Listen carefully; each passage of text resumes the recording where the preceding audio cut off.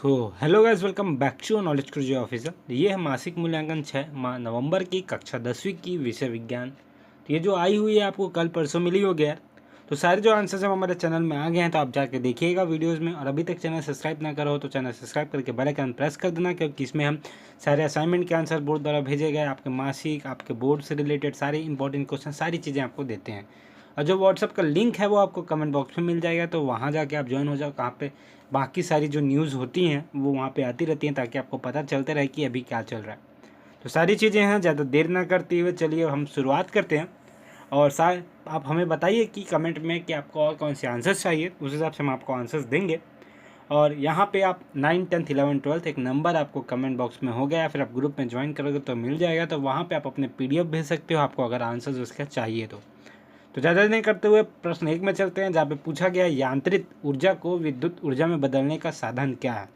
तो जो साधन है वो है जनित्र। मैं आपको सीधा आंसर्स बताऊंगा और एक बार क्वेश्चन पढ़ के बताऊंगा, क्योंकि ज़्यादा बड़ी वीडियो आपको नहीं चाहिए होती है, हमें पता है, इसलिए हम जल्दी करेंगे। तो दूसरा, यहाँ पे अवतल दर्पण पर प्रतिबिंब बनता है। तो यहाँ पे जो प्रतिबिंब बनता है वो है आभासी तथा वास्तविक। ठीक है बच्चों। अब तीसरा क्वेश्चन यहीं पे पूछा गया है, मनुष्य की कोशिकाओं में गुण सूत्रों की संख्या होती है। तो जो गुण सूत्रों की संख्या होती है वो होती है 46, मतलब 46। ठीक है बच्चों। आगे है जहाँ पे पूछा गया, पौधों में नर जननांग है। आ है अंडाशय, दूसरा है वर्तिका, तीसरा है वर्तिका, दा है पुमंग। तो इसमें जो आंसर है वो है दा है पुमंग। तो अब चलते हैं, सही जोड़ी बनाइए। आपको अच्छे से दिख रहा होगा, और अच्छे से नहीं दिख रहा तो आप क्वालिटी जो है वो बढ़ा सकते हो, ताकि आपको अच्छे से दिख सके। अब वहीं पे पहला है जो सही जोड़ी में, चुंबक के आसमान ध्रुवों में होता है। तो इधर इसके एक साइड इसके क्वेश्चन है, एक साइड आंसर है। तो हम आपको बताएंगे कि 1 है जो किससे जाके जुड़ेगा, प्रतिकर्षण। प्रतिकर्षण का जहाँ आपको लिखना है आकर्षण, क्योंकि ये जो प्रतिकर्षण है ये गलत प्रिंट हो गया, आकर्षण यहाँ पे आएगा। तो दूसरा है पौधों का जनन अंग है। तो जो पौधों का जनन अंग होता है वो होता है फूल। तो फूल में जाके आप टिक लगाइएगा, फूल में जाके मिलाइएगा जोड़ी। तीसरा है मोटर वाहनों में दर्पण का उपयोग होता है। तो वहाँ पे दर्पण का जो उपयोग होता है उसे कहा जाता है उत्तलगत दर्पण। ठीक है बच्चों। तो यहाँ पे जो आंसर है उसका आएगा उत्तल दर्पण। और फिर आगे चलते हैं, जहाँ पे पूछा गया है मनुष्य के नर जनन अंग कौन से हैं। तो यहाँ पे जो आंसर हैं वो आएंगे विषण, जो सामने में ही है। तो आप वहाँ जाकर जोड़ी मिलाना है।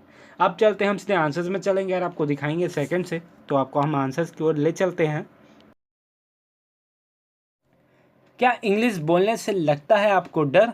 तो डरना बंद कीजिए और डाउटनेट के इंग्लिश स्पीकिंग कोर्स के साथ आज ही जुड़ जाइए, जहां इंडिया के टॉप एक्सपर्ट्स आपको इंग्लिश बोलना सिखाएंगे, वो भी पूरी तरह हिंदी भाषा में। तो क्या आप इंग्लिश बोलने से हिचकिचा रहे हैं?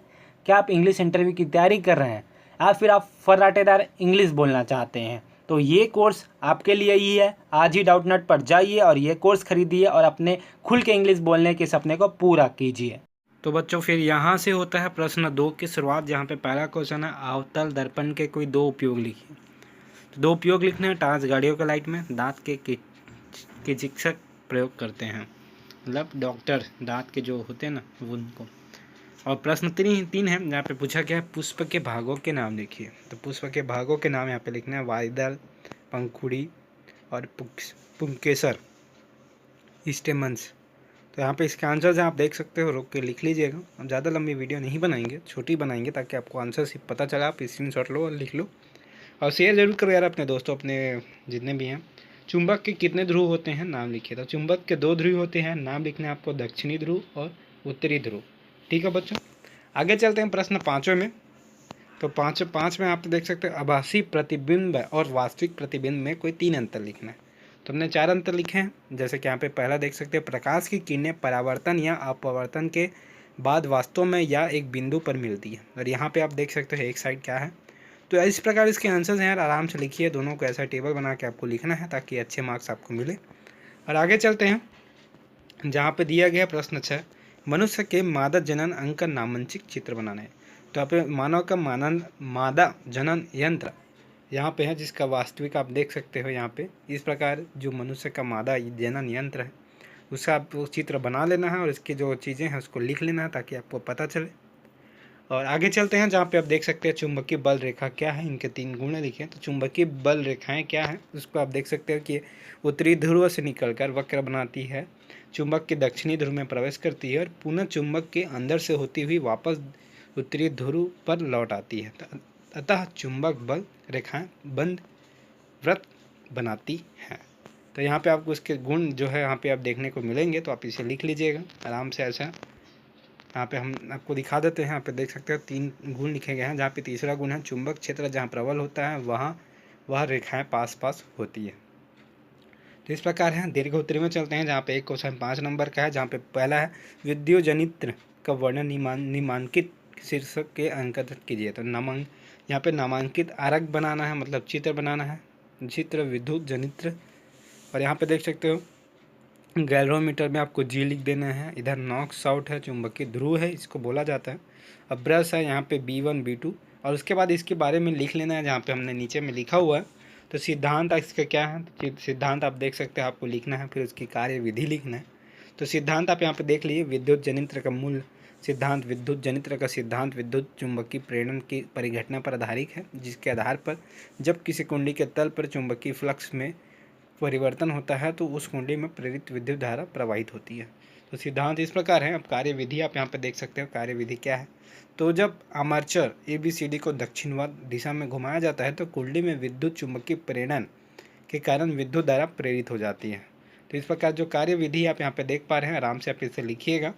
आगे चलते हैं जहाँ पे आप इसे देख सकते हो, उसके अथवा में भी दिया गया है। तो अथवा को आपको नहीं लिखना है, कोई एक लिखना है, तो अथवा हमने भी नहीं लिखा है, तो आप ऊपर वाला लिख लीजिएगा। अब प्रश्न 9 में चलते हैं जहाँ पे पूछा गया गर्भवती महिलाओं के स्वास्थ्य के लिए किन किन बातों का उपयोग रखा जाना चाहिए। तो यहाँ पे देख सकते हो जो बातें जो ध्यान में रखनी चाहिए वो इस प्रकार है नीचे, तो इसे आप लिख लीजिएगा ताकि आपको दिक्कत ना हो और आराम से आप अच्छे से लिख सको।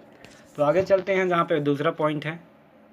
दूसरा पॉइंट यहाँ पे है प्रथम गर्भावस्था में भी जी मन मिचलाने या वमन से स्वास्थ्य पर बुरा असर पड़ सकता है, भोजन के नियमितीकरण से इस परेशानी को दूर किया जा सकता है। तीसरा है गर्भावस्था में मादक पदार्थ किसी भी रूप में नहीं लेना चाहिए। और चौथा है गर्भवती में स्वच्छ वायु तथा सूर्य प्रकाश पर्याप्त मात्रा में आवश्यक है। पांचवा है व्यायाम द्वारा गर्भावस्था में स्वास्थ्य उत्तम होता है। और यहाँ पे छठवां और सातवां भी, तो आप इसे लिख लीजिएगा। और यहीं पे आप दूसरे की ओर चलते हैं जहाँ पे पूछा गया माहवारी क्या है, इसका मादा मनुष्य के शरीर पर क्या प्रभाव पड़ता है। यहाँ पे देख सकते हैं गर्भवती को छोड़कर प्रति 26 से 28 दिन की अवधि पर गर्भाशय से रक्त व आंतरिक दीवार श्लेष्मा का स्राव होता है। यह 3-4 दिन तक चलता रहता है, यही माहवारी कहलाता है। तो यहाँ पे माहवारी क्या है, इससे मादा शरीर पर क्या प्रभाव पड़ता है। तो इससे मादा में द्वितीय लैंगिक लक्षण का विकास होता है। तो क्या प्रभाव पड़ता है बोलते हैं, तो यहाँ पे आप इसे लिख सकते हैं। एकदम करेक्ट आंसर है, संपूर्ण आंसर, सही आंसर हम अपने चैनल में देते हैं। तो आप चैनल सब्सक्राइब करके बेल आइकन प्रेस कर देना और शेयर जरूर करना भाई, ताकि आपके शेयर से ही हमें मोटिवेशन मिलता है। तो यहाँ पे अथवा दिया है जहाँ पे गोली दर्पण के निम्नलिखित परिभाषित करना है। तो वक्र केंद्र यहाँ पे देख सकते हो, तो ये जो होता है वो होता है गोली दर्पण, जिस खोखले गोले का भाग होता है उस गोले के केंद्र को वक्र केंद्र कहते हैं। इसे C से दर्शाते हैं, मतलब इसको सेंटर ऑफ कर्वेचर भी कहा जाता है। यथ का त्रिज्या क्या है, यहाँ पे देख सकते हो, दर्पण जिस खोखले गोले का भाग होता है उस गोले की त्रिज्या को दर्पण कहा जाता है। और गोलियां दर्पण के परावर्तन सतह के मध्य बिंदु को दर्पण का ध्रुव कहते हैं। इसमें दूसरा क्वेश्चन भी है जहाँ पे प्रजनन किसी प्रजाति की समष्टि से स्थापित में किस प्रकार सहायक है।